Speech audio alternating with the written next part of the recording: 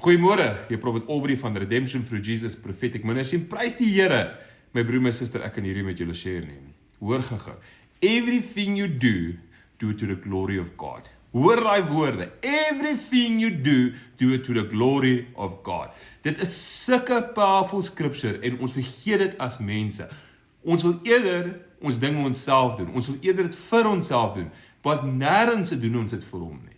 Jy weet in 1 Korintiërs 10 vers 31 sê dit reguit. Everything you do, do it to the glory of God. Weet jy wat? As jy vanmôre opgestaan het en it's not to the glory of God, gaan klim terug in die bed. As jy werk ry vanmôre en it's not to the glory of God, gaan terug huis toe. As jy na jou familie toe gaan, it's not to the glory of God, moenie gaan nie. My broer, my suster, jy weet wat? En vir my wat baie belangrik is en vir my wat nogal fantasties is van hierdie scripture is, weet jy wat? The moment we start glorifying God, we allow him to move. En dis my opinie. We allow him to move. Ons allow hom in ons lewe in. Ons laat hom toe om involved te raak.